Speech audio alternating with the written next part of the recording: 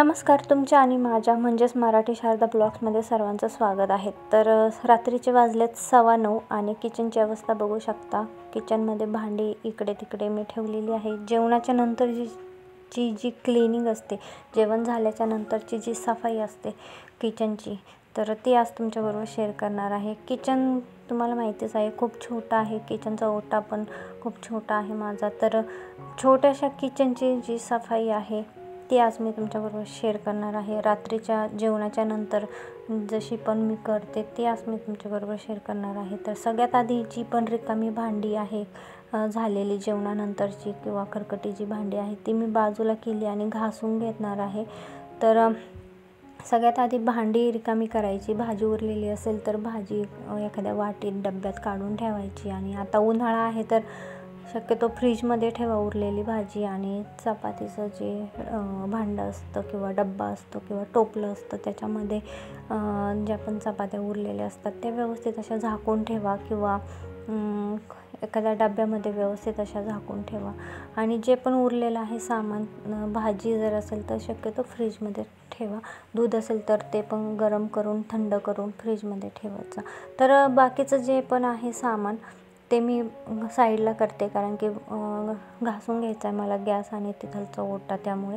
आणि जी भांडी होती ती मी आधीच घासून घेतली, ते काय मी व्हिडिओमध्ये दाखवत नाही, कारण की खूप वेळ रोज काय भांडी घासणं दाखवायचं म्हटलं तर भांडी मी सगळी व्यवस्थित घासून ठेवलेली आहे।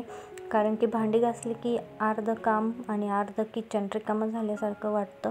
तर इथे गॅस मी व्यवस्थित असा घासून घेत आहे आणि जी समोरची जी भिंत आहे ती पण व्यवस्थित अशी घासून घेते, कारण की आपण जेव्हा पण भाजी बनवतो किंवा काही पण काम करतो तेव्हा तिथे जो आपण तडका देतो किंवा फोडणी देतो त्याचे शिंतोडे असे उडत असतात तेलाचे, तर ते पण व्यवस्थित असे निघतात ते घासणीनं घासून घेतले की व्यवस्थित असं मस्त क्लीन होतं।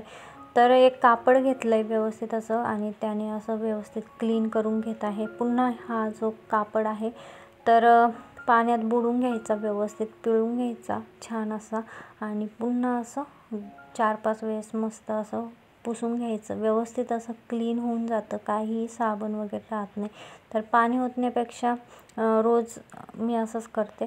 तर आठवड्यातून एखाद्या वेळेस किंवा 15 दिवसातून असं पाणी ओतून धुवून काढते, कारण की पाण्याचं थोडंसं प्रॉब्लेम असतो, टाकी संपते त्यामुळे मग थोडंसं लिमिटेड पाणी वापरावं लागतं इथे आल्यापासून।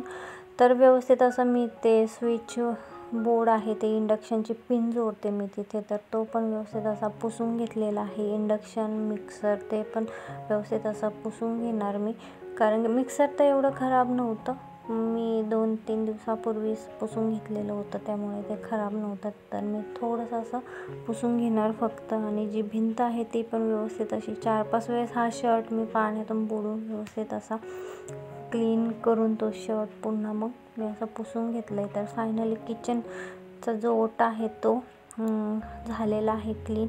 नंतर जी पण किचनची खालची जी सफाई आहे ते पण करून घेणार, कारण की जे पण भांडे वगैरे आहे आपण काम करतो थोडाफार कचरा खाली पण पडतो आणि आता मी पुसून घेतलं तर तो सारा कचरा खाली पडलेला आहे, थोडंफार जे पण सांडतं किचनच्या ओट्यावरती ते।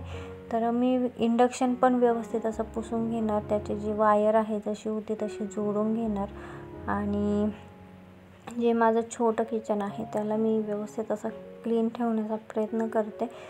तर जसं जमेल तसं करत राहायचं, जर एकटी नाही करायचं। रोजच्या रोज जर अशी सवय ठेवली तर किचन खराब नाही होत। तर भरपूर असा वेळ जो असतो आपला तर तो किचनमध्येच जातो आणि किचन जर अस्तव्यस्त जर असेल तर तिथे काही स्वयंपाक करायला मन लागत नाही। तर शक्यतो किचन क्लीन ठेवण्याचा प्रयत्न केला पाहिजे। तर इथे मी मिक्सर वगैरे पण व्यवस्थित असं थोडंसं पुसून घेतलं, एवढं खराब नव्हतं त्यामुळे, तर फक्त असं पुसून घेते। तर थोडंफार जो आपण मसाला करतो तोच तिथे शिंतोडे उडलेले असतात, फक्त ते क्लीन करायचे। नंतर जेव्हा पण मी डीप क्लीन करेल म्हणजे तो मिक्सर, तेव्हा मी तुमच्याबरोबर शेअर करेलच। बाकीचे जे पण वस्तू होत्या त्या जिथल्या तिथं ठेवून देणार आणि बरण्यांच्या खाली पण थोडंफार पुसून घेणार, कारण की तिथं पण थोडंफार असं सामान ठेवते मी तर तिथे पण डाग वगैरे पडलेले असतात। तर किचन जर रात्रीच असं क्लीन करून ठेवलं तर सकाळी उठल्याच्या नंतर खूप छान आणि प्रसन्न वाटतं. तर फायनली असं झालेलं आहे किचन स्वच्छ. आणि बाकीचं जे सामान आहे ते खालचं तर ते मी व्यवस्थित असं लावून देणार क्लीन झाल्याच्या नंतर. बाकीचं जी फरची आहे ते पुसून घेणार व्यवस्थित. तर डब्याच्या खाली मी सकाळीच पुसलेलं घर जेव्हा पुसलं होतं तेव्हा, तर त्यामुळे मी आत्ता काही पुसून घेणार नाही. तर अशा पद्धतीनं मी किचन क्लीन करते. साधं सोपं असतं. आपली घासणी घ्यायची व्यवस्थित आणि घासून घ्यायचं विम बार लावून किंवा विम लिक्विड असतं ते. तर इथे मी पाणी ठेवले गरम करायला. तर ते गरम होतं आहे तोपर्यंत म्हटलं झाडून जे पण कचरा सांडलेलं होतं ते झाडून घेतलं.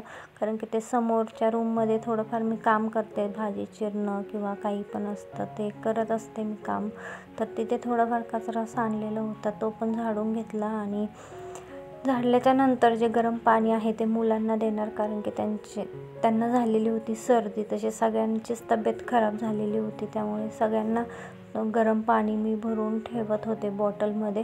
तर इथे पाणी देणार आणि त्यात मीठ टाकून थोडंसं असं गडगड करण्यासाठी देणार होते प्रगतीला. तर तेच चालू होतं.